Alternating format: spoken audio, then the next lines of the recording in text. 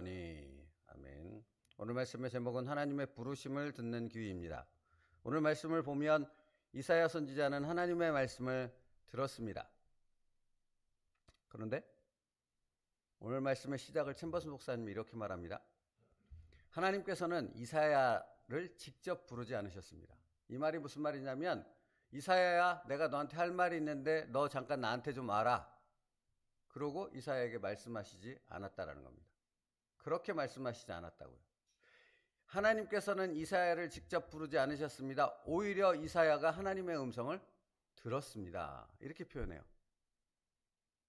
이 말은 무엇이냐면, 하나님은 누군가를 특정해서 그 사람에게 내 말을 들어라고 말하지 않는다는 겁니다. 하나님은 모든 사람들을 향해 말씀을 선포하신다는 겁니다.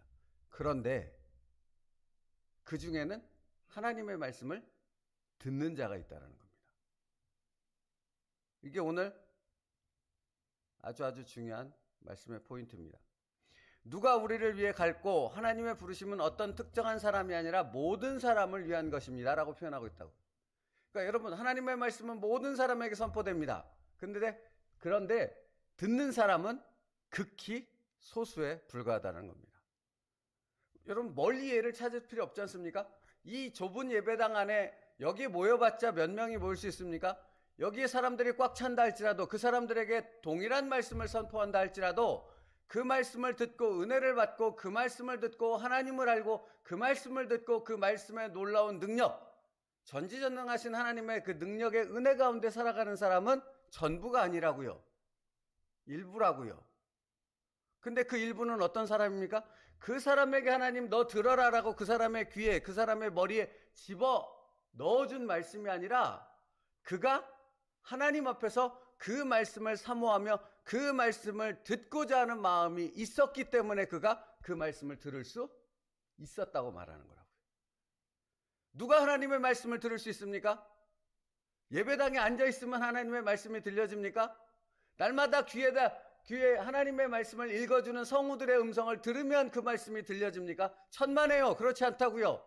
당신의 마음이 하나님의 말씀을 듣고자 하는 그 마음, 그 순전한 마음, 그 말씀을 받고자 하는 마음, 사모하는 마음, 그 말씀을 내 상식과 경험과 내 기준, 그것보다도 훨씬 뛰어난 하나님의 전능하신 말씀임을 신뢰하는 마음이 있는 자에게 그 말씀이 들려진다고요.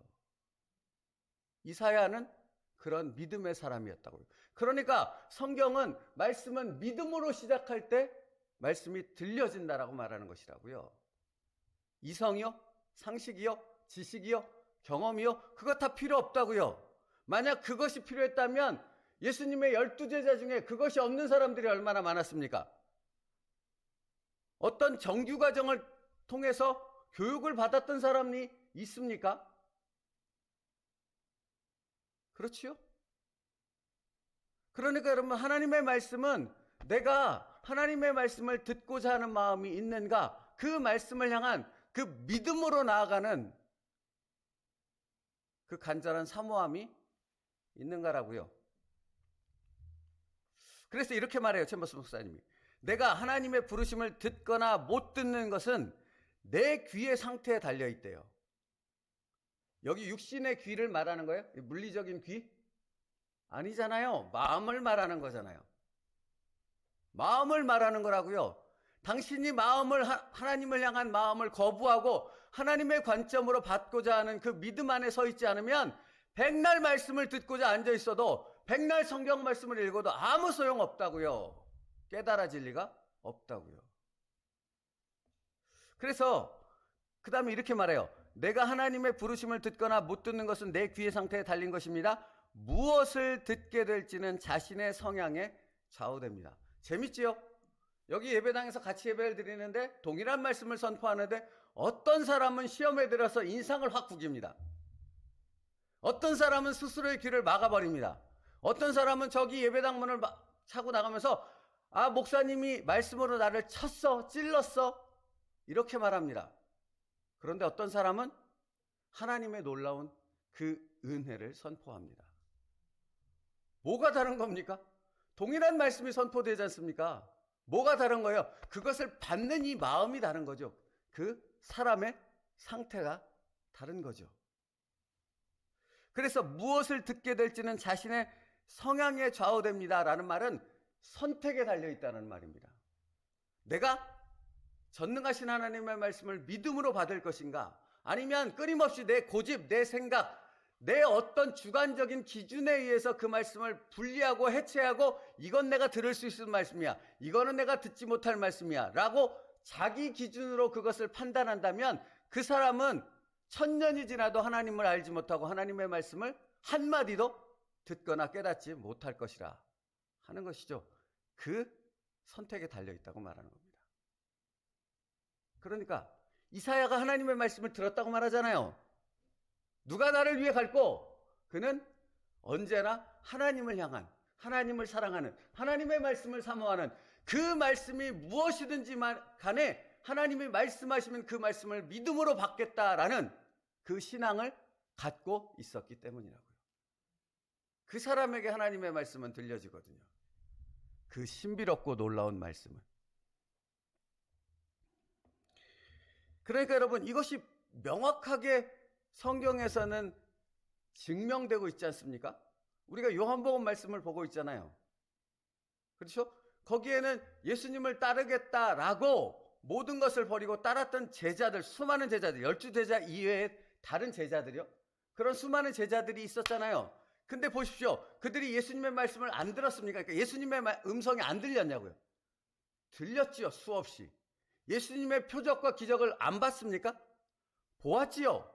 유대인들을 비롯한, 그러니까 12제자 이외에 예수님을 따랐던 제자들, 그 많은 사람들을 다 포함한 그들이 예수님의 말씀을 들었고 표적을 보았지 않습니까? 근데 예수님이 그들을 향해 뭐라고 말합니까? 요한복음 말씀 중에, 우리가 묵상했던 말씀 중에, 너희도 나를 떠나려느냐? 그렇게 들었음에도 들리지 않는 겁니다. 깨달아지지 않는 겁니다. 표적을 보아도 그것이 표적이 되지 않는 겁니다. 아무리 기적을 보아도, 아무리 자기의 수많은 자기의 삶 가운데 하나님이 기적을 나타내서 보여줬고 그 기적을 부인할 수 없다고 말하지만 순간 돌아서면 그것을 그냥 언제 그랬냐는지 까먹어 버리는 것은 그 사람이 전혀 하나님을 신뢰하며 믿음으로 하나님을 바라보지 않기 때문이라고요. 그러면 유대인들과 똑같습니다. 예수님을 믿을 수 없습니다. 그 말씀이 들려지지 않습니다. 여러분, 놀라운 것은 뭔지 아십니까? 예수님께서도 그러셨지만 성경 전체에 들을 귀 있는 자는 들을지어다 그런다는 겁니다. 귀 없으세요? 있잖아요. 그러니까 이기가 아니라는 게 명확하잖아요. 들을 귀 있는 자는 교회들에게 하시는 성령의 말씀을 들을지어다. 요한계시록에 계속 반복해서 말하지 않습니까? 무엇을 말합니까? 믿음으로 받는가? 믿음으로 받는가예요. 다른 것이 없다고요. 하나님의 말씀이기에 믿음으로 받는가? 그러면 그 믿음은 나를 믿음에 이르게 한다고요. 하나님을 아는 엄청난 은혜 가운데 그것을 누리는 자가 되게 하신다고요. 그러나 내가 이미 여기서부터 거부하면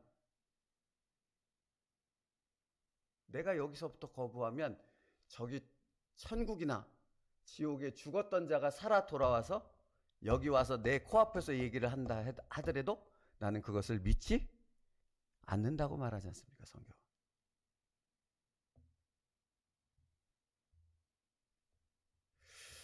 그러므로 여러분, 이것은 무서운 하나님의 선포이기도 한데, 하나님의 말씀을 듣고 깨닫는 것은 전적으로 그 사람 자신에게 달려 있다고요. 하나님은 모든 사람에게 말씀을 선포하고 계시니까요. 그러므로 보십시오. 로마서 10장 17절 18절. 그러므로 믿음은 들음에서 나며 들음은 그리스도의 말씀으로 말미암았느니라. 그러나 내가 말하노니 저희가 듣지 아니하였다 라고 말합니다.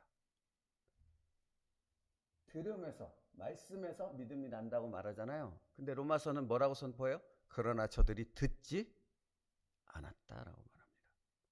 사랑하는 성도 여러분,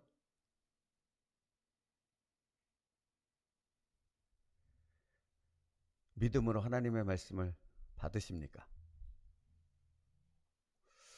당신의 귀는 열려 있습니까?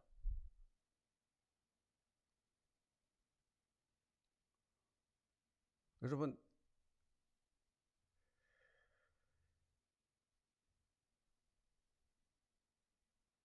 마음으로, 믿음으로 하나님의 말씀을 듣고자 한다면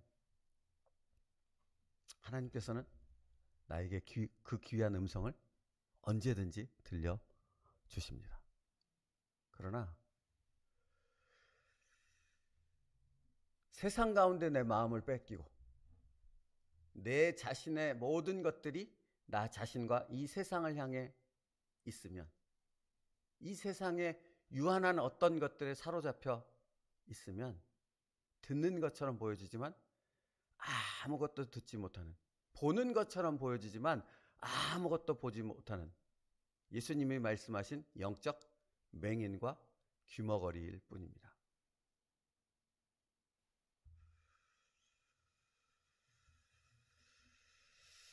그래서 챔버스 목사님이 마태복음 22장 14절 말씀을 인용해서 이렇게 말씀하시더라고요.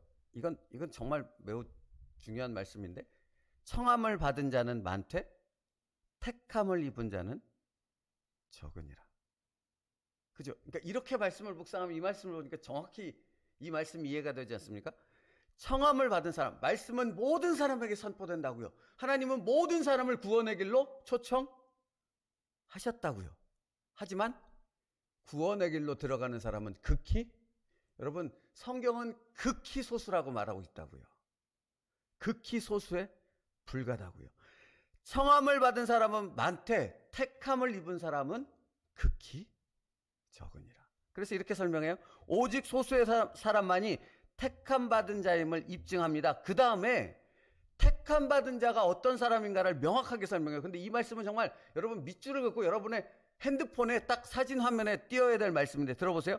택함 받은 자는 다름이 아닌 예수 그리스도를 통해 하나님과의 관계 속에 들어가 그들의 성향이 바뀌고 귀가 열리며 언제나 들려오는 아주 조용하고 작은 소리인 누가 우리를 위해 갈꼬라는 주의 음성을 듣는 자들입니다. 아니, 그러니까 이거보다 더 분명하고 명확한 더 자세한 설명은 없겠더라고요. 여러분, 택함을 받은 사람들이 누구예요? 예수 그리스도로 말미암아 날마다 하나님 앞에 관계 속으로, 하나님의 영적인 관계 속으로 나아가는 사람이라고요. 그러면 그 하나님의 영적인 관계 속으로 나아가는 사람은 누구를 위해, 어떤 사람을 의미하는 것이에요? 하나님의 말씀이 들려지는 사람이라고요. 어떤 사람이 하나님의 말씀이 들려진다고 지금 계속 말했습니까? 믿음으로 말씀을 받는 자. 이성과 논리와 자기 기준과 상식으로 받는 자가 아니라 믿음으로 하나님의 말씀이기에 받는 자. 그리고 그 말씀에 순종하는 자. 그가 택함을 받은 자라고요.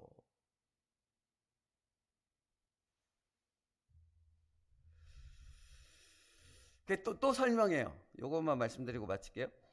하나님께서 한 사람을 따로 불러내어 너 지금 가라고 말씀하지 않으십니다. 하나님은 이사야에게 어떤 강압적인 요구를 하지 않습니다. 이사야는 하나님 앞에 있었으며 주의 부르심을 들었고 자신의 자유로운 의식 속에서 내가 여기 있나이다 나를 보내소서라고 말했습니다. 여러분, 하나님은 강요하지 않는다고요? 강압하지 않는다고요? 그럴 이유가 없지요. 하나님은 자원하여 자발적으로 나오는 순종의 제사를 기뻐 받으시는 분이거든요. 그죠? 근데 바울의 고백처럼 내가 하나님의 말씀을 믿음으로 받으면 이걸 순종하지 않고서는 견딜 수가 없구나. 내가 이 말씀 앞에 이 말씀을 따라 내 인생을 의탁하지 않고서는 도저히 살아갈 수 없구나. 이렇게밖에는 고백될 수밖에 없기 때문인 거죠. 그러니까 믿음 안에 들어가면 이게 명확하게 이해가 되지 않습니까? 할 수밖에 없는 거예요. 하나님이 강압적으로 나를 몰아넣어서 그렇게 무격다짐으로 끌고 가서 내가 순종하는 게 아니라 이것이 하나님의 말씀임이 알아지니까, 깨달아지니까 이 말씀이 내 생명이 되고 이 말씀이 나를 바꿀 수 있는 오직 능력의 말씀, 전능하신 하나님의 말씀임이 알아지니까 거기에 순종하지 않고서는 견딜 수 없다라는 것이 내 마음에 분명하게 확신이 되어진다라는 사실 아닙니까? 여러분, 그래서 이 자리에 나와 있는 것 아닙니까? 그래서 순종하는 것 아닙니까? 그죠? 근데 그게 뭐예요? 그게 말로 다 할 수 없는 하나님의 은혜 아닙니까? 누가 나를 위해 갈고 주님 제가 여기 있습니다. 나를 보내주시옵소서 라고 이사야가 고백했는데 그것은 하나님이 이사야에게 복을 준 게 아니라 말의 표현이겠네. 이사야에게 야 너에게 선물 준다 어떤 선물을 준 것이 아니라 이사야가 그 말씀을 듣게 되고 그 말씀에 엄청난 은혜 가운데 사로잡히니까 이사야의 마음속에 이거보다도 더 큰 행복은 없고 이거보다도 더 큰 은혜는 없고 이거보다도 더 큰 하나님 앞에 감격과 기쁨은 없도다가 되어졌다라는 겁니다. 그러니까 하나님의 말씀이 들려지는 것만큼 은혜가 없고 깨달아지는 것만큼 능력이 없는 거지요. 그렇지요.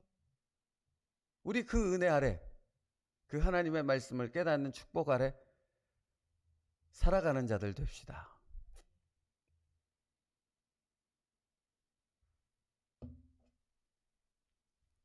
또 이렇게 말해요.